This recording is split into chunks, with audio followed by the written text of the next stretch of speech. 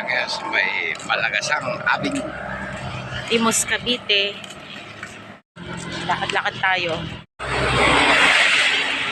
Lakad-lakad po tayo ngayong umaga. Masarap po maglakad ngayong umaga. Kahapon, pumunta tayo sa Imus Grandstand Oban. Ngayon naman, naglalakad naman tayo ngayon dito.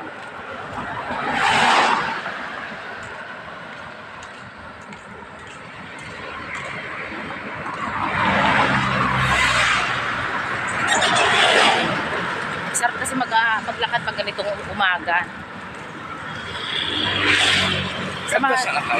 Samahan niyo po kami sa aming paglalakad ngayong umaga.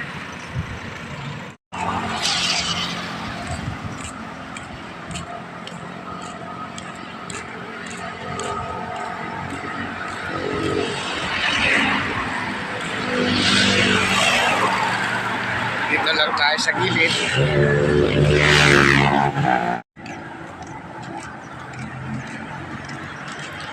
Masarap maglakad dito kasi may mga puno tayong makikita. Tagal na yan.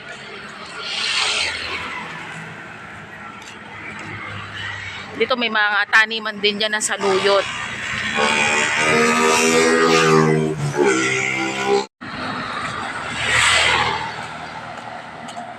Kailangan sa umaga mga 30 minutes naglalakad tayo.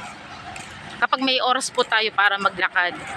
Okay, pwede din tayo mag-jogging. Yung mga nagja-jogging dito rin pumupunta. Tapos kapag kaya ng katawan hanggang doon sa may Imus Grandstand Oval, nakakarating. Pero kami na-try na namin maglakad mula Green Gate papunta po doon sa Imus Grandstand. Talagang pawis na pawis ka na talaga sa paglalakad pa lang.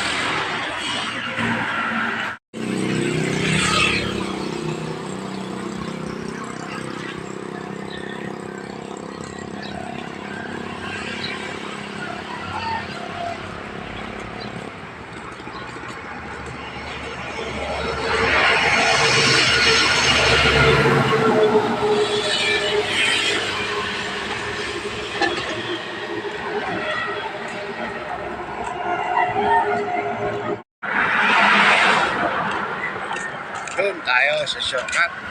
Nadaan tayo doon. Oo. Ito Green Gate din to, itong lugar na to. Katabi niyang Green State. Oo.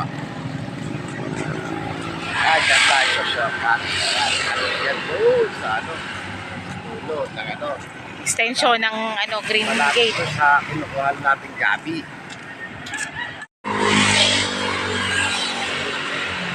Nadaan po tayo dito sa tulay. O, mauna ka muna, Nestor Lakay. Mauna ka muna. Yes! Oo! Dito tayo yan. Sa shortcut ng fly. Punta tayo dito sa Green Gate pa rin to. Walking lang tayo.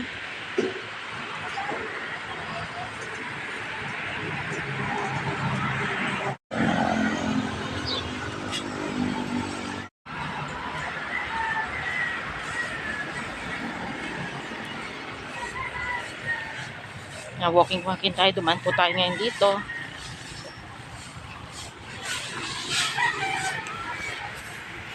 Tapos maglakad diretso mamamalengke. Oo. Lakad na rin. Pag araw-araw mo ito ginawa, nag-exercise ka na rin eh.